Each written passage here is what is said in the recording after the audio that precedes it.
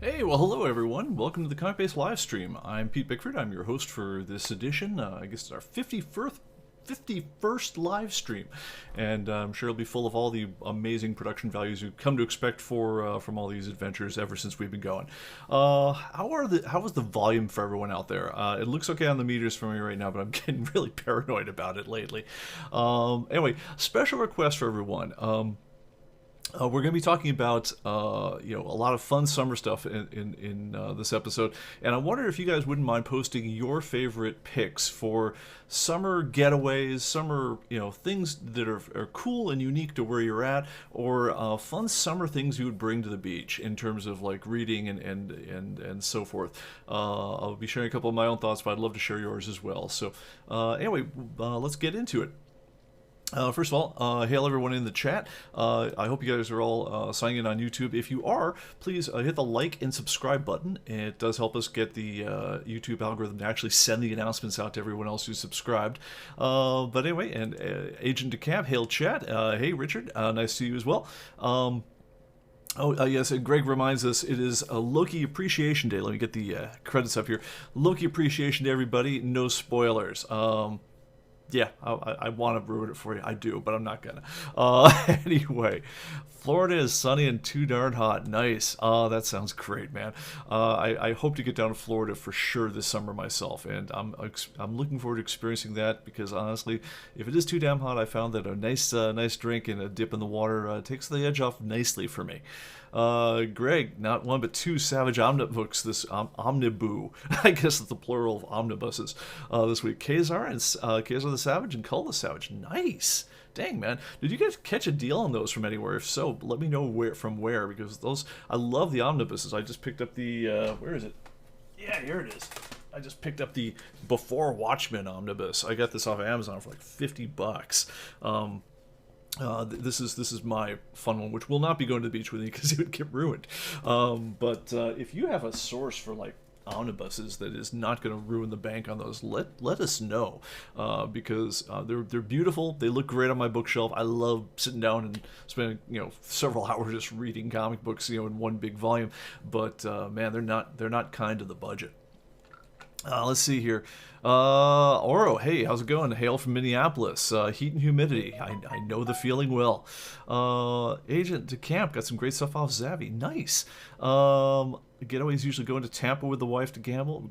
What? Tampa has gambling? Where? I did not know this. Is gambling generally illegal in Florida? Because as I was driving around, I didn't notice it. Is it like an Indian res kind of deal? Yeah, cool. It says volume is low. Volume sounds good. I guess I don't know, man. The meters say I'm good. I'll do what I can on this one. Okay. All right. So hi all. Smash the like, people. Yes, excellent. Great advice. All right. So yeah, let's get into it. So on ComicBase News, very light news. Get used to light news for a little bit. ComicBase 1841 is the current build. If you go inside ComicBase and once again just go under Setup, Preferences, and make sure that check for interim updates is checked. If you've done that, and you then go in and say internet check for updates, you'll see all the very latest stuff we've done. 1841 is not, if you updated last week, it's not going to rock your world. It's going to fix a couple embarrassing typos that we didn't know about until I might have been Greg pointed them out to us. And a couple other little foo things. But honestly, we're just kind of putting the wraps on the 21.0.2 release. The big stuff we did with that one, what happened a few weeks ago, where we did the whole genius indexing scheme, which made the barcode entry so much faster and added the ability to have like all the ordering of your labels and things like that match the physical stack as you were going, so that the actual labeling process gets much faster. So there's some field if you have only come in from the regular 21.0.2 and you're just downloading the interim updates right now, you'll see that it did some field reorganization the first time you launched the program, but other than that, you shouldn't notice any real differences. So the reason is because we're starting to turn our attention to the next major version of ComicBase, which we even have a name for now. So I'm going to get into that one, not this episode. I'm just want to let you know where our head's at on this one, because one thing you'll know if you've watched the cycle before, is that the first couple weeks of us putting out a brand new release, or even starting, it's called forking the development builds over to a new release, is this. It's really heavy on the back end configuration and product management and things like that. Every once in a while, something leaks through a little bit, and you'll do a check for updates, and it'll give you a wrong version number for a second until we lock that down. But this one is pretty much, we've gotten all that kind of stuff down in. But the first couple weeks of the actual development work tends to be very heavy on the database side of things.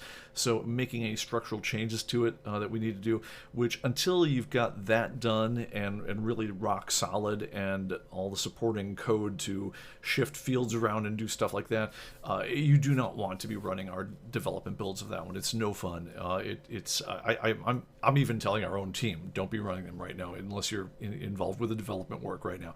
So once that gets a little bit more locked down, then we'll be inviting people in into the development group to play a part of the actual process on the whole thing. We know some structural things that have to happen for the new release, but as we build out towards the next one, that's when I'll once again renew the pitch for anyone who wants to sign up for the Slack group and get going on that one. But it's going to be a little bit of a hiatus before that goes. So everyone just chill out for a couple weeks. It'll all be good. Let us do the construction, groundbreaking, and everything else, and then when we start framing up the house, then that's a good time to jump in. All right, so let's see what else we're doing here. Let's see here.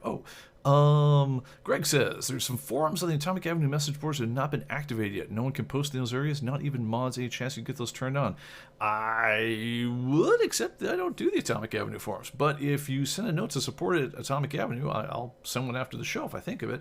And ask them what they got going on with that. Then maybe we can, maybe you can have that working.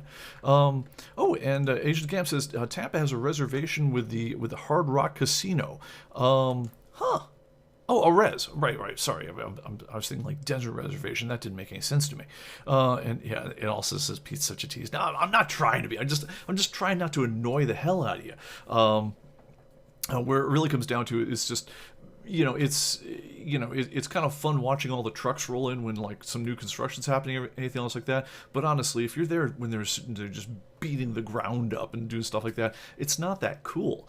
You really, it's fun watching the house go up, and it's fun saying, hey, I think the bathroom ought to go over here. But when you're just doing site preparation, which is kind of where we're at right now, that's not a good time to be there unless you're wearing a hard hat, because it gets rough. Certainly if you have any of your own data, at risk on the whole thing, you don't want to be sitting there as we're trying to figure out which, pattern match strings are going to move things into the right fields and which ones are going to mangle them utterly. Let us take care of that one on our own. We'll call in folks in when it's a little safer.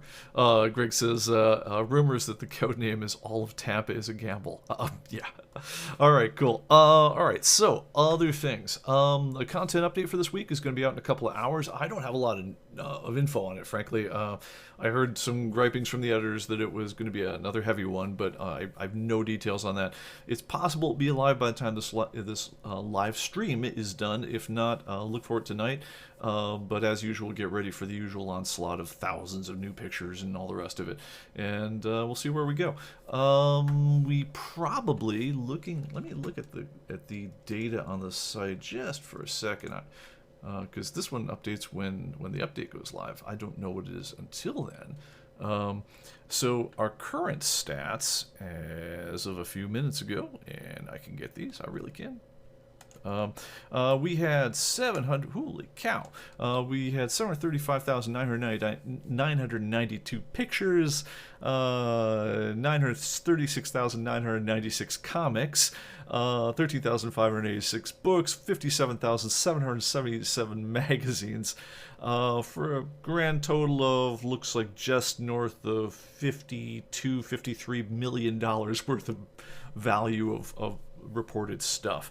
I'm just eyeballing the figures, if those are even the current ones. I mean, that might be pre-update. It's the usual, wow, thousands of new things. I remember it was a big deal when we added 100 new things, and now I'm a little shocked when the update doesn't have 4 digits in it for the number of new items being added. Crazy how much stuff is going on out there. One thing I'm very relieved to see is it also feels like the comic market itself is in full swing again, or the comic publishing business itself, in terms of just the volume we're getting of material that we're handling physically for new books of all sorts, and that's not even counting the Indiegogo and the Kickstarter stuff. So yeah, no, it's nice to see the world getting back to normal. All right, so let's see here. Yes, and as I mentioned again, yes, I believe it or not, I do actually have notes I write to myself on these things.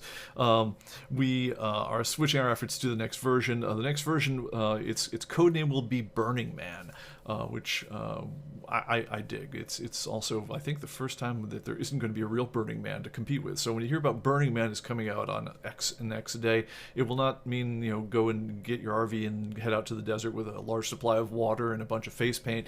No, it means get ready for the next version of ComicBase. But other than that, yeah, let's get on with it. Industry news. One thing that's a little bit interesting, let me see if I can find this really quickly. I had it bookmarked ahead of the show, and then I had to take a kind of a long tech support call, and then I kind of lost track. So give me just a second. I will find this. I want to find the information on the Hellboy misprint. Good grief, I get a lot of mail. Hellboy. I'm searching my own mail for something that's a couple hours old. All right, here we are, Diamond Comics distributors. Yes, Diamond Comics wants to put out a... Let me pull this up in another window here. All right. Please be advised, dear valued customer, Dark Horse Comics' Young Hellboy, The Hidden Land, number 4, cover A, which arrived in stores June 2nd, contains a misprint. Dark Horse requests that retailers destroy the defective copies. Correct replacement copies of the recover will arrive in shipments of all products on sale June 30th. Dark Horse will cover all freight costs for the replacements. If you have any additional questions regarding this information, please contact Diamond's Retail Services Department. Thank you.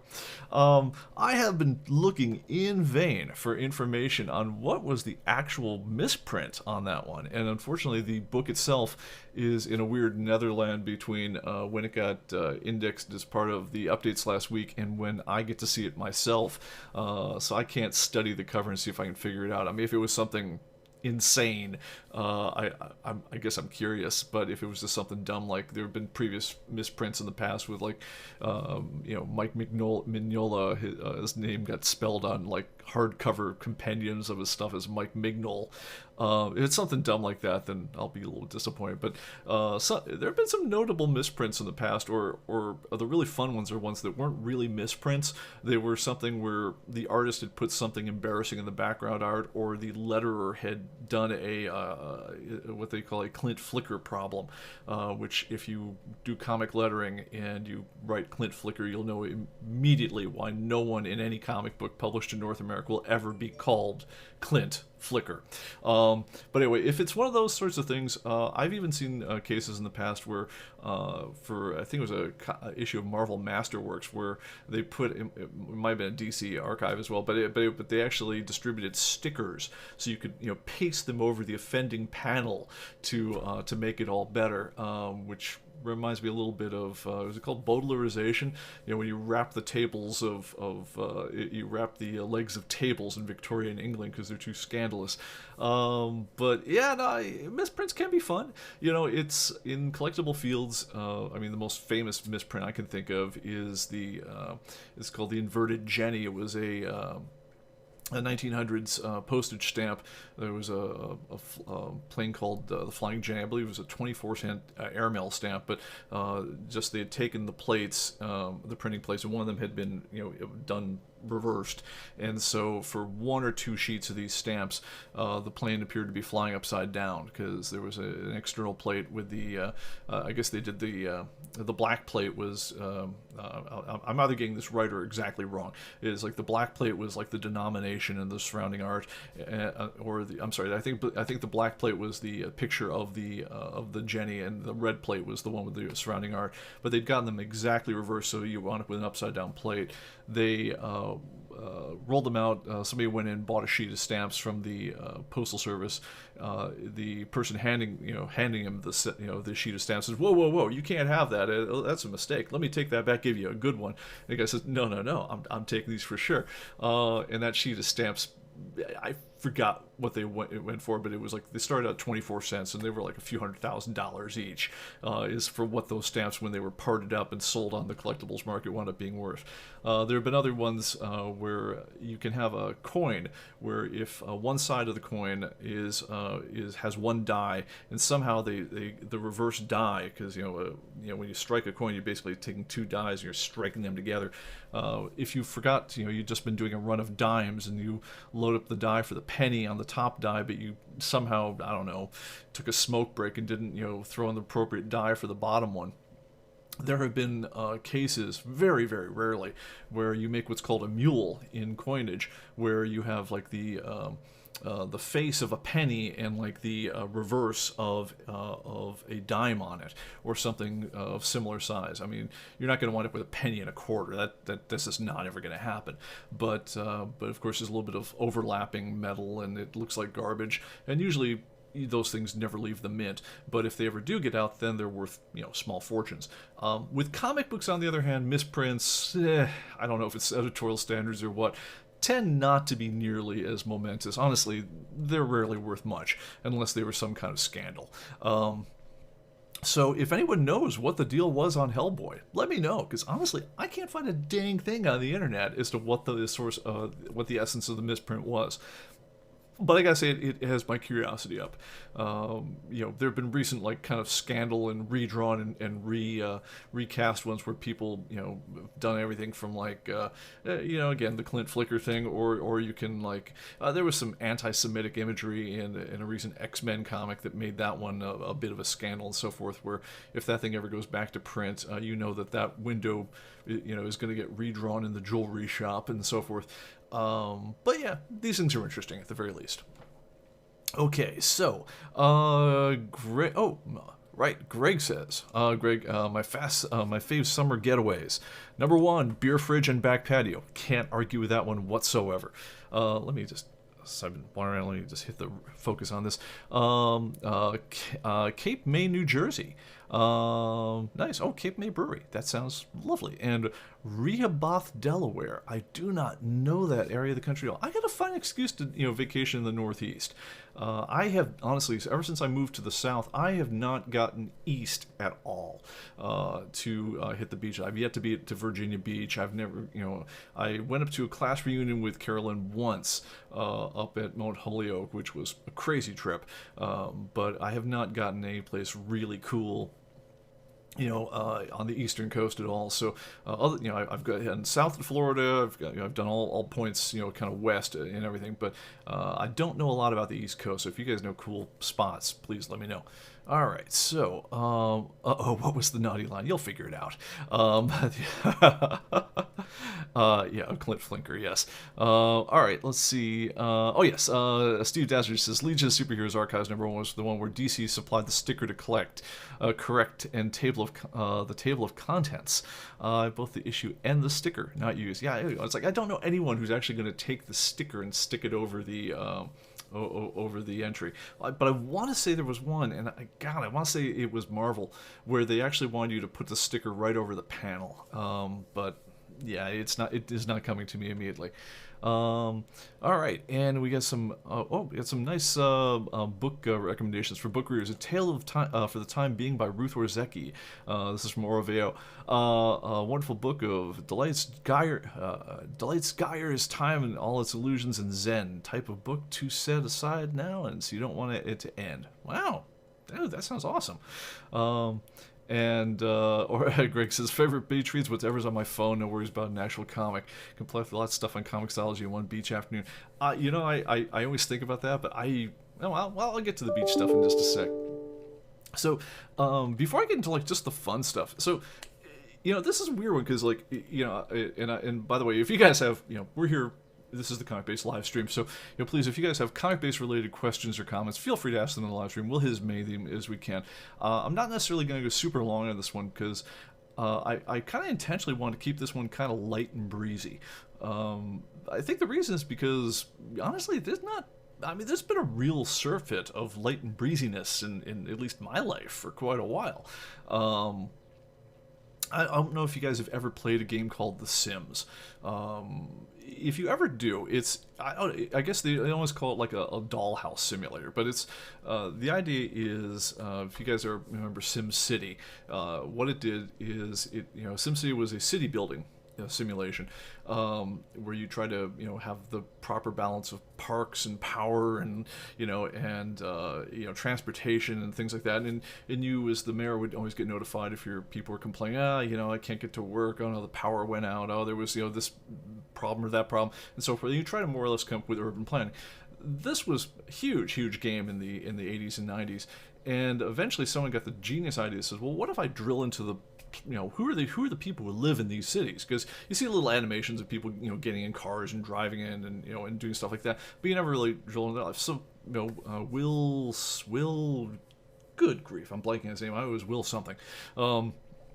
The creator of The Sims said, well, all right, we'll dial in on The Sims, and what it is you kind of get down to the house level, and you can watch, you basically can build houses, you can furnish them, you can interact with neighbors, you can make friends, you can date, you can do things like that. And the really interesting thing about it is, I found, other than just it being like kind of cheap humor and things like that, is it kind of gives you a really interesting mirror on human behavior. And the thing I would say after playing it for hours on end is it's like, wow, life is actually like The Sims. Because with a fairly small set of rules, you can kind of figure out, well, what are the things that if people don't have this in their life, they wind up just being miserable, or they just wind up not functioning well at all, or just the way that like you can come up and make friends or not make friends with people, and they'll have different personality types of the different characters, but there's certain like kind of repetitive ways you would reach out to strangers to say, look, I want to be your friend, or I want to get, or if you're a jerk, like, I want to get into a fight or whatever else. But some people are easier to reach out to than others. Some people, like after you wave hi to them 3 times, they'll be like, oh hey, you're my buddy, come on over and we'll have a beer, that kind of thing. And there are other people who, like, they can be your next door neighbor. There's a set of next door neighbors in the Sims the Default set when I was first playing it that practically was like the Addams Family, where you would sit there, and if you very, very carefully, had very careful conversation with them just for like ages, they would eventually get to the point where they got like a little bit of a I kind of like you. I mean, the idea of like getting to the point where you could like them so much you might ever date them or something, like it was just out of the question. And then if you ever did anything the slightest bit strange around them, or if your house was not right or whatever else, then they would immediately hate you. So one of the things you could do in The Sims, if you were just an evil person, is some people figured out very early on that, even though it's meant to be a very non-violent game, that you could actually kill Sims by doing things like build a swimming pool, have them wander into the swimming pool, and then go into construction mode and remove all the exits from the swimming pool, and so then they would eventually drown in your swimming pool. There are a couple other horrible ways you could actually kill your neighbors in the game, but anyway, that's neither here nor there. The point, though, is, while watching this one, is it had kind of a rough version of Maslow's hierarchy of needs built into the whole thing, where your Sims would actually like, they would actually wither and die if you didn't feed them or do things like that. But one of the things that was pretty high on the list of needs for everyone is fun. You had a fun meter. And if you didn't actually just do something that was actually like, joshing around with your kids, or or giggling around, or playing, or doing something that was just enjoyable, interacting with folks, your kid, people couldn't do anything. They would go off to work, but that's about all they would do. They'd come home from work at night, they'd sit in front of the TV, and they'd just break down to tears, and they'd wet themselves, and and they would do everything but die of malnutrition. They just literally wouldn't move much, and it was just crazy watching this one and think, first of all, like, what was in the creator of The Sims' mind that he thought that this was such an important value, and then you're like, damn, if he wasn't right. Because if you guys might have had this in your own life, especially over the last year, where as soon as you get to the point where like you're not allowed to talk to your neighbor, you're not allowed to go out and do all the fun things that make life worth living for a long period of time, you just get to the point where, yeah, you want to kind of just mope in the corner like, you know, and nothing else in the game of your life seems to matter very much, because until you get that fun up over some basic level, where you're functioning, then you can't do any other good stuff. So yeah, no, fun is actually a serious deal. I think it's way more important than we let it be. And then I think the other thing is, I think fun's under assault. Gang 4 had a great song. It wasn't exactly on point, but it was a great name, called The Problem of Leisure.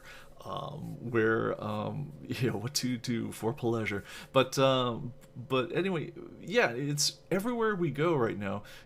Everyone in media and society and whatever else, there's very much the as I indelicately put it, there are a bunch of people who, when people are just sitting around having fun, being goofy, doing something not at all serious, there's a crowd of folks who have figured out that they can get a great deal of power in short-term, everyone look at me, I'm the most important one here, by essentially walking over and metaphorically just, dropping trout and taking a dump in the punch bowl. I mean, if people are just sitting there goofing around and someone says, I'm so offended by that, then that person suddenly becomes the most important person in the room, where 2 seconds ago they were the guy who's like, did anyone invite them? Because I don't remember. That person isn't actually someone we enjoy hanging with. But they can instantly command everything, and they might not be able to have fun themselves, but man, can they stop you from having fun. And so you get, in speeches you call it the Hecklers Veto, but we've had the fun veto in society for a really, man, it's way out of control. Where, just, you could pick anything at all. I mean, hiking, I say, what's hiking got to do with anyone else? And like, I say, no, I'm going to declare hiking is racist. Like, what? Are you insane? You're hiking, you're out in the woods, you're walking, there are hills. Oh no, it's racist because more, white people do it than black people, and that's a real problematic thing for society. I'm like, and the proper response, once you get done going, huh? Is to tell these guys pound sand. But it's really hard for people who are just busy having fun to get into the mode where you kind of fend off those attacks from people who's just, their one source of power in life is to be the grumpy SOB who, again, might have never experienced joy in their own life, but man, can they stop you from having joy. And so then every joke you've ever made, every off-color remark you had, whether everyone laughed at the joke or didn't laugh at the joke, whether, whatever you're doing. I mean, you comedians at this point are terrified of telling jokes. Ironically, about the only thing that they feel like they can tell jokes about is the kind of jokes that would get them booted out of any self-respecting club in the 1950s, because, you're not supposed to tell dick jokes all frickin' day. I mean, come on. But yeah, it's the point where, like, all the things that let us giggle, let off steam, and just enjoy ourselves have really just been under assault. I mean, whether it's sports or anything else, just from the take a dump on fun patrol. And I freaking hate these guys, man. But I don't actually personally have a great solution to them, other than to do. I mean, it's funny because they're easy to handle in real life, and they're impossible to handle in large numbers or on media. Like in real life, you just kind of like, if that one person, I'll call her Marcy, comes up and is just the person who's always scowly, who always never laughs at anything, and is always just a pill to have around. You just don't invite Marcy to the next party, because Marcy kind of brings everyone's vibe down.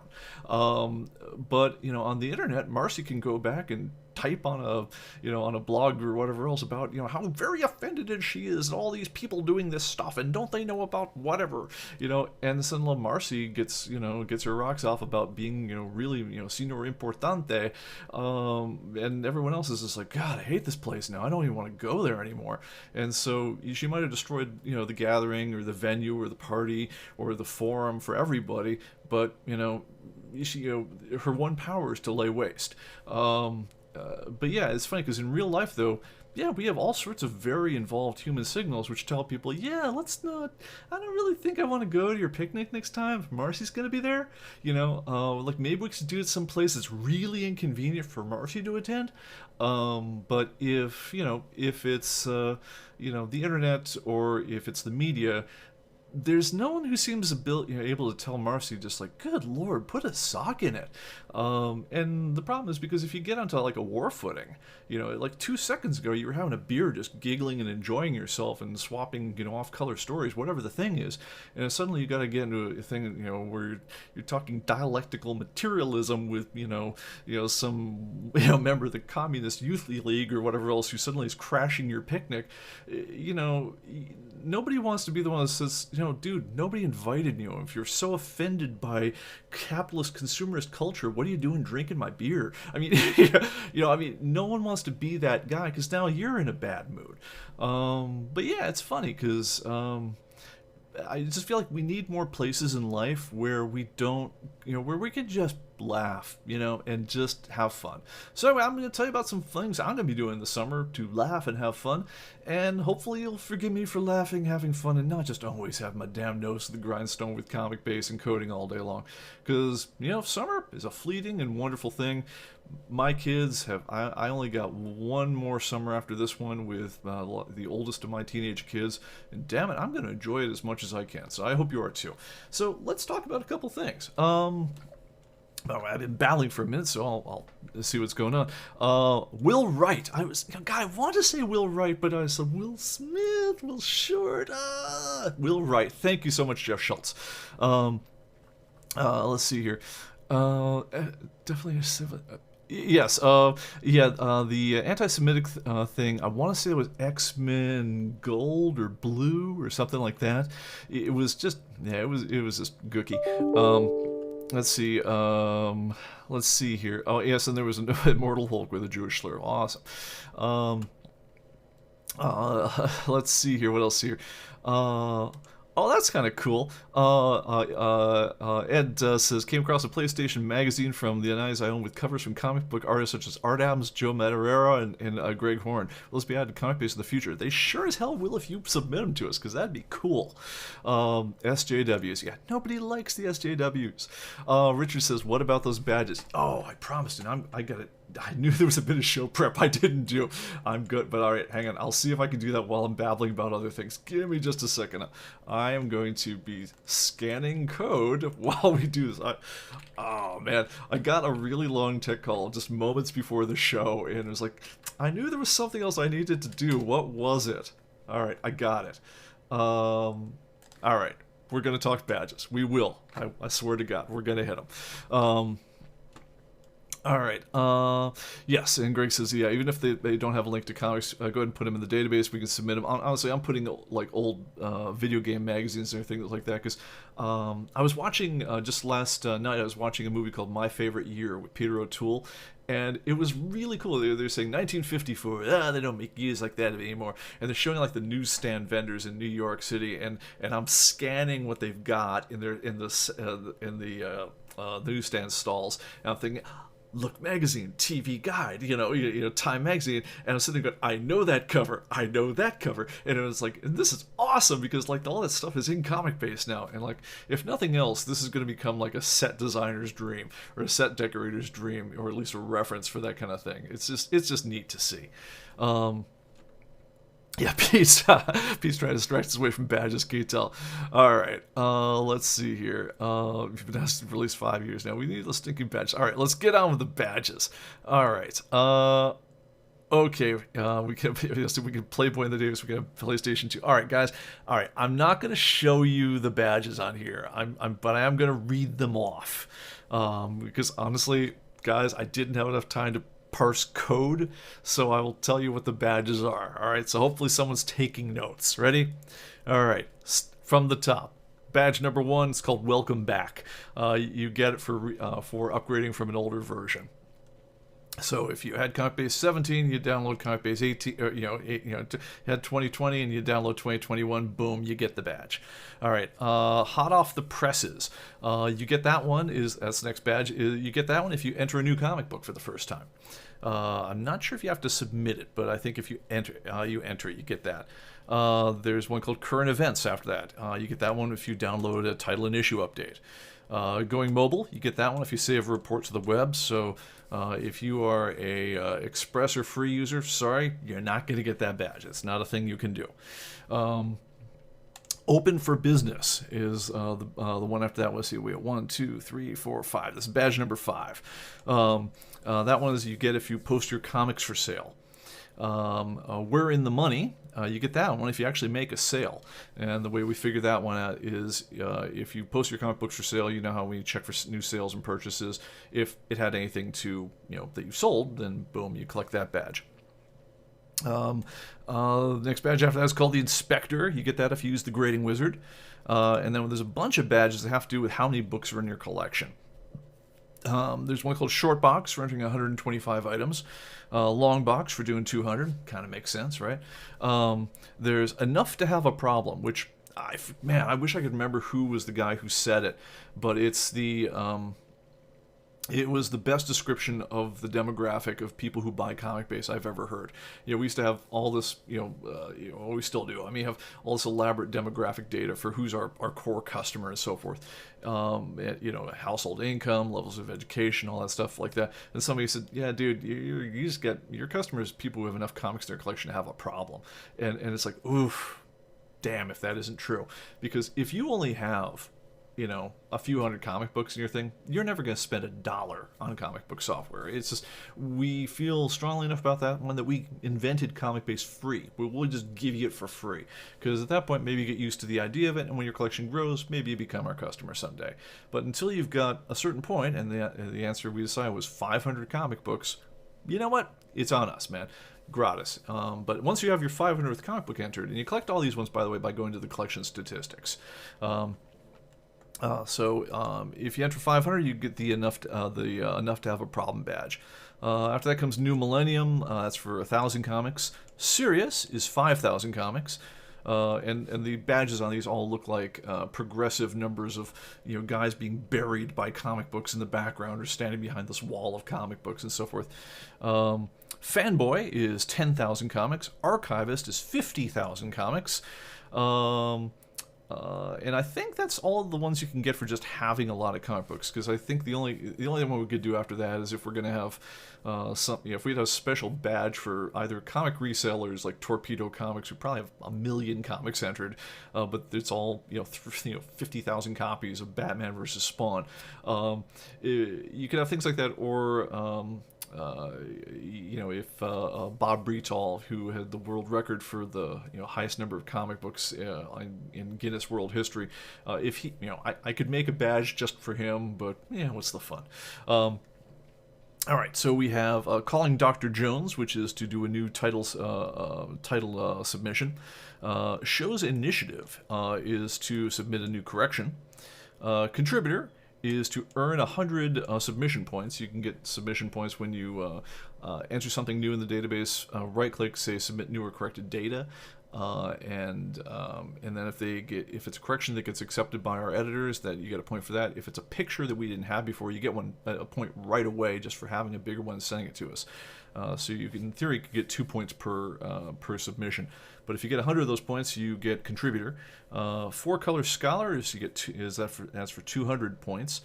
Commander Shepard Award. This is an award we did just literally for one guy, and since then it's been blown through. But if you look at our leaderboard, there's a guy named Barry Shepard out of England who was, good lord, he was the first guy to hit 100,000 correction points. And this is, by the way, is also the only platinum level badge. You actually get a whole different sound effect when you achieve this badge. The program breaks into applause and so forth. All the other ones just kind of give you a bling, but anyway, yeah, there's a different sound resource in the program purely for this guy, because he gave us at that point 100,000 corrections of largely English comic books. Since then, I want to say there's something like a half dozen people who've exceeded him. It's just been crazy how generous you folks have been with your time. Um, Beyond that, social. Um, and I think that is the Undefined Badge. So we had, all right, so the badge is called social. It's got a graphic. It had shows someone talking. And I think what happened is that one came out right at the point where we started getting very ambiguous about whether we wanted to encourage sharing over social media and things like that. It felt like the landscape was switching up on us. So that's the badge that will probably get reused. Initially, I believe there were 23 or 24 badge spots, but that's the one graphic that nobody can earn right now, but which we probably will make possible in the future. And I love it. They went in and just they're pushing the update right as I go right now. So I got a little note saying that I've been disconnected, but that's okay because I have it on my local machine. And that is submitting your collection for sale. Let's see. I'm sorry. No, going is if you it's an auction thing, and that's if you submit your collection to Heritage Auctions. I'm not sure if you have to have had an auction worthy of Heritage Auction for that one, or if you just had to hit submit and try. Because Heritage Auctions, you can't actually submit it unless you have a really high dollar value collection. You have to have, I want to say the number something like either 25 books of $500 or more, or at least one book of $2,500 or more. But there was a series of metrics you had to have in order to be allowed to submit to Heritage Auctions. And the reason that there's that gateway on the whole thing is because Heritage is very much a high-end, auction gallery, and their stuff gets, it gets fastballed right through the submission process if it came through ComicBase because it's been pre-screened. It isn't just, some Tom, Dick, and Harry saying, like, I got a bunch of comic books and they should be worth something. It's like, no, we know if they came through ComicBase, it goes straight to their submission, their guy, and like I say, he'll throw a guy on a plane and get him out to visit you like bang if you've got the right stuff. So if you guys have a high dollar value collection and are thinking, hey, that vacation home in Florida sounds really good to me right now. Use the submit to Heritage Auctions feature, see what they say. It costs you nothing, and honestly, there's a chance we pick up a couple bucks if they actually take your thing and you make a lot of money at it. So I think we get a finder fee. So. Let's see here. Making the charts is the next one, and that one is if you make the leaderboard, which I think means you had to make the top 200 in terms of correction points. And then finally is the few, the proud, and that is you have to make the top 10 on the leaderboard, which used to not be so crazy, and now damn, I would have no chance of making the leaderboard on my own darn thing unless I'd gotten credit for every comic I'd submitted since we started this darn thing. But anyway, that is the list of badges in ComicBase right now. Like I say, the social badge, which I think is badge number 20, that's the one that's probably going to get redefined into something else and changed up. And it's possible we'll add new ones. Honestly, this was like something we did, I don't know, 8-10 years ago, something like that, just because it just seemed like fun. I was playing Xbox, I like badges, and it's always kind of fun getting new things in the program. It gives an excuse to, I love the kind of things where it gives you an excuse just to do neat things with the program and experiment with it in different ways. So let me know what you guys think, if that's something that you would like to see us do more of, or what. And that's about it. So that is the badges. So now everyone knows. Let's see here. I gotta go to the last of those issues badges. Sorry, Jeff. All right. Way to tell everyone you're an amateur. Maggie Thompson knows a couple of collections that are larger than the one listed in the Guinness book.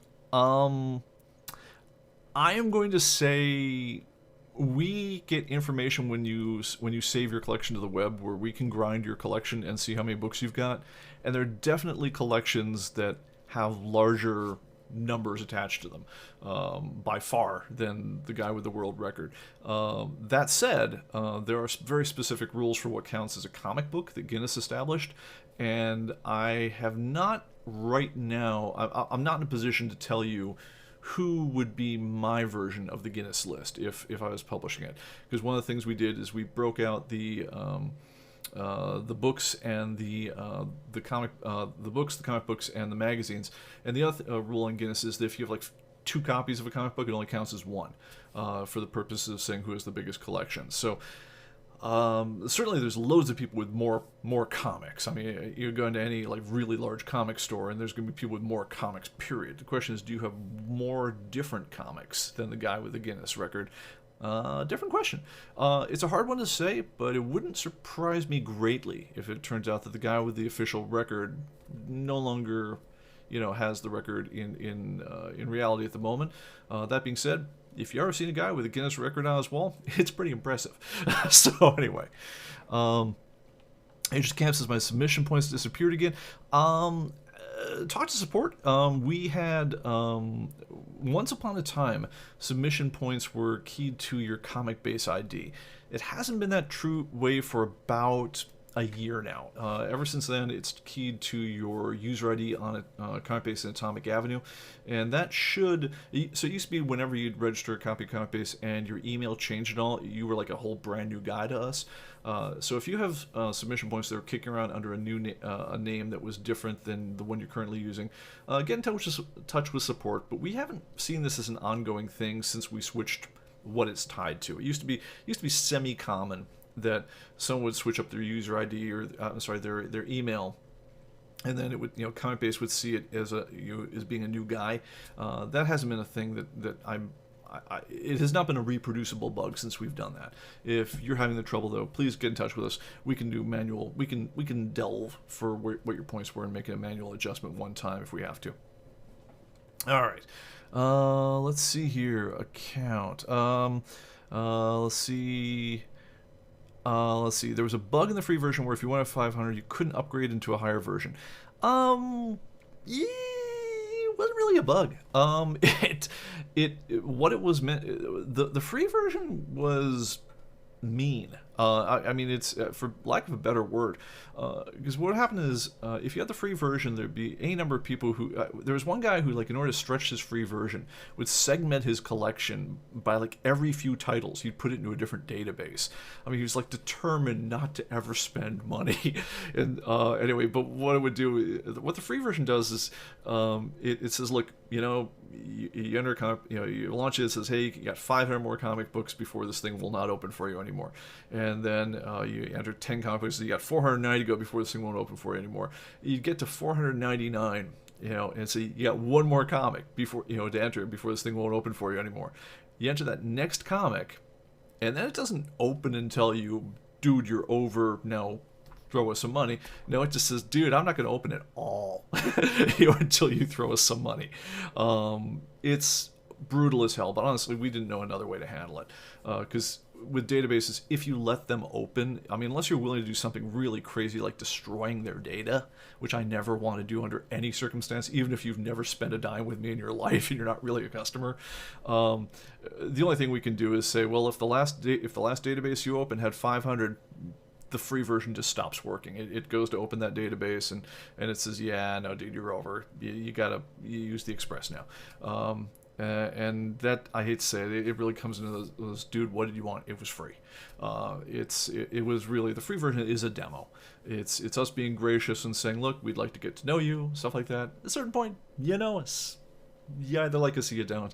But if you do want to actually keep going, none of the stuff that we're doing right now is actually free, so at a certain point we need to say, yeah, that's the limit. And it's there's probably a really more graceful way to handle that limit, but that's how we decided to handle it way back when, and that's how the code got written. So yeah, when the demo shuts down, it shuts down hard. So yeah, it's just a thing.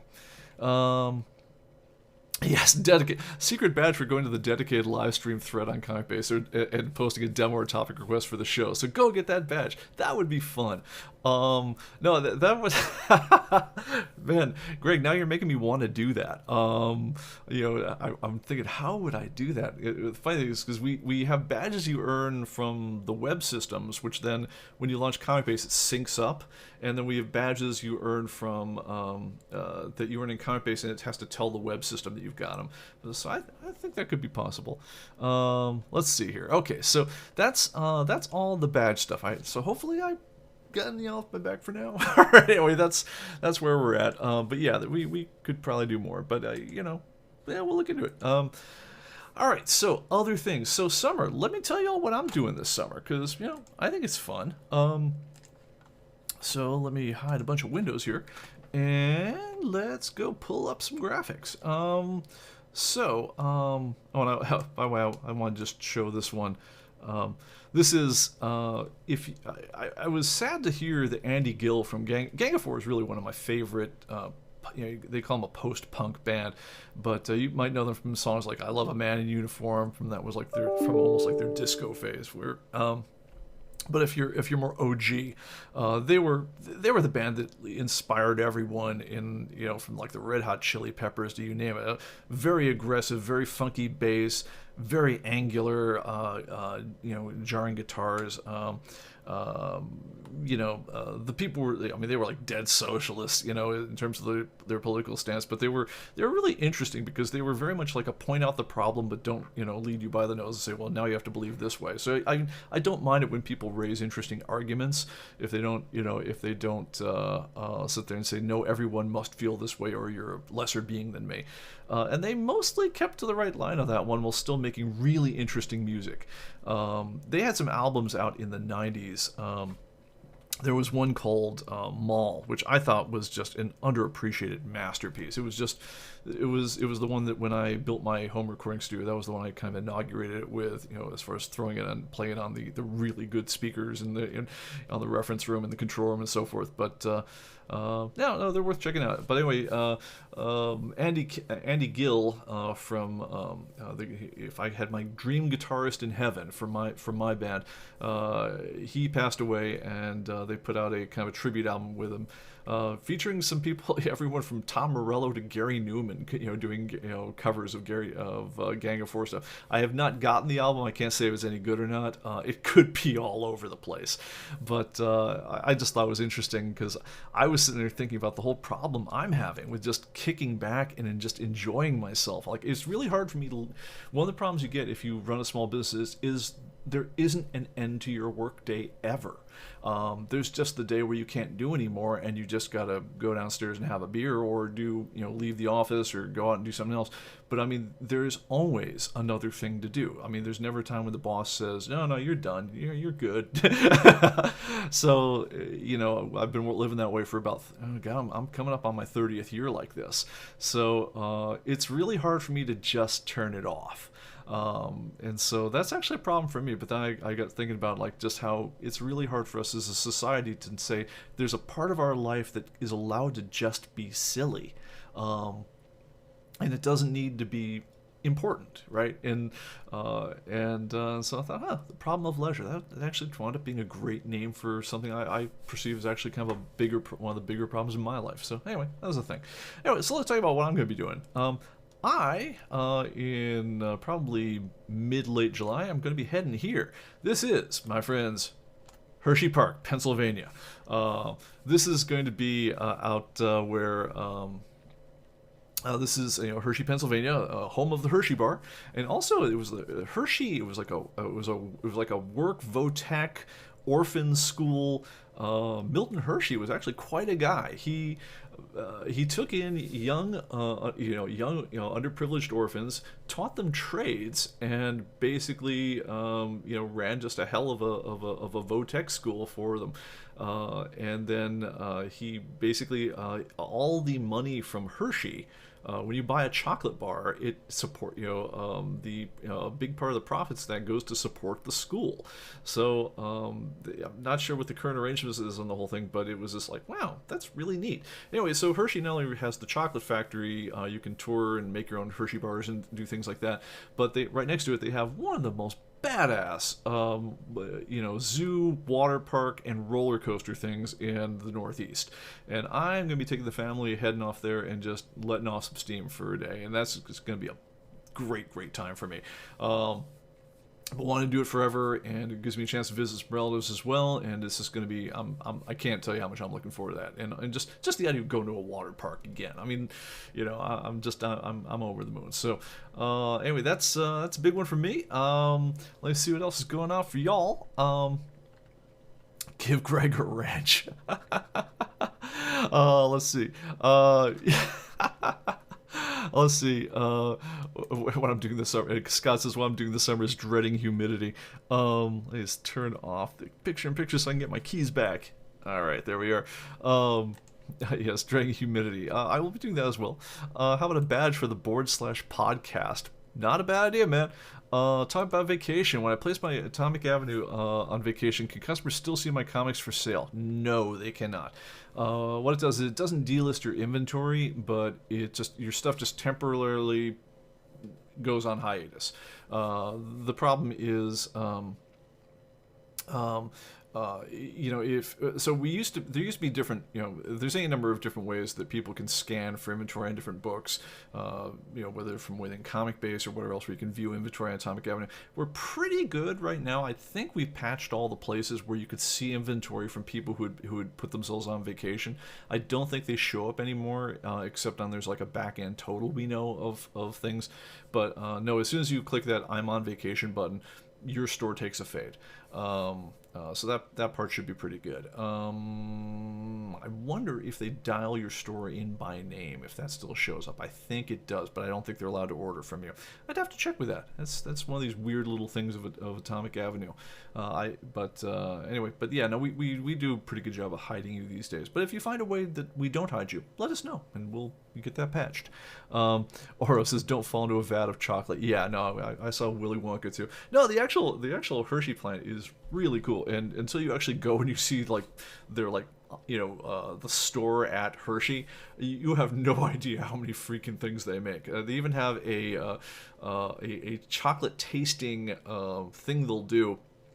They get out the flavor profile wheels and things like that, where they'll give you little samples of different types of chocolate and so forth. And if like me, you get to be like a wine, chocolate, cigar, whiskey snob.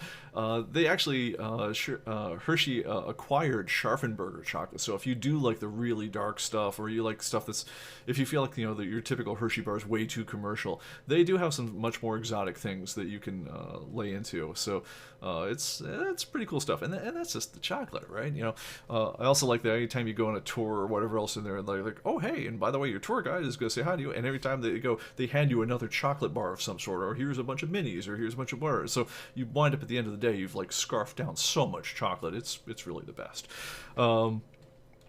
All right, let's see here. Mothman Pizza. I see Carolyn's watching as well. Yes, that's another thing we'll be doing as part of that same trip. Is on the way back, we'll be stopping by Point Pleasant, which some of you guys will know from playing Fallout 76. Point Pleasant, West Virginia, home of the Mothman, which is like a local urban legend which got blown up. Thank you to horrible movies like The Mothman Prophecy. But apparently in this little town in West Virginia where nothing else is going on, somebody was entrepreneurial enough to make Mothman Pizza. So it's pizza with the pepperoni laid out in the shape of a giant moth with mushroom eyes or some stuff like that. And yeah, Carolyn's not, the family is not going to let me come home unless they were bitter on my last trip that we didn't drive 3 hours out of our way to get Mothman Pizza. So no, we are going to get Mothman Pizza this time out. Yes, and Oro says, enjoy the street lamps. Yes, the street lamps in Hershey also look like chocolate kisses, which is just gorgeous. All right. Interesting. Scott says, Canadian Hershey bar is definitely different than their U.S. counterparts. I wouldn't doubt it, but I've never had a Canadian Hershey bar, so I don't know. I did notice, for instance, that if you get, like, say, a Diet Coke in Japan, it's a completely different beverage than the one in America, and it's not just like Mexican Coke. they don't have the same subsidies, for high fructose corn syrup that or tariffs on sugar that America has. And so if you want to get like old-fashioned Coca-Cola, you can. In California, we used to get it imported from Mexico, which is crazy. But it turned out, importing it, driving it across the border from Mexico, which is essentially re-importing the stuff that we made, was cheaper by far than actually buying a Coke with actual sugar in it, as opposed to high fructose corn syrup. So I wouldn't doubt if that's different. But yeah, I'd be interested if the flavor profiles are different for Canadian Hershey bars. Dude, this is like the stuff that is fun just for traveling, just to see other things in person and just experience life. So anyway, let's see. And Audrey says, same problem with the submission point. Yeah, look, if you had points from another version or something like that, and they're not part of your current total, send notes to support. Give us an idea of where you think you were. If we can look you up in the Wayback Machine on the old leaderboard, that certainly helps us. Basically, the trick we got to have is we got to associate your old ComicBase user ID with your current Atomic Avenue user ID. Once that's done, you shouldn't slip off in the future. But if you have old points that didn't get transferred up somehow, let's get those worked out for you, because we appreciate the effort you did to give us the work to start with. So, but send a note to support@comicbase.com. Give us as much detail as you can, and we'll make that happen for you. All right, guys.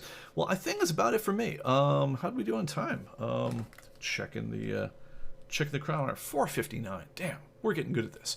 All right, guys, thank you so much. And next time out, we'll be talking a bit more about the new version and things like that, most likely, unless something more interesting comes up in the world in the meantime. But in the meantime, thank you very much. Always appreciate that you guys showing up here, and we'll see you next time. Take care. Bye-bye.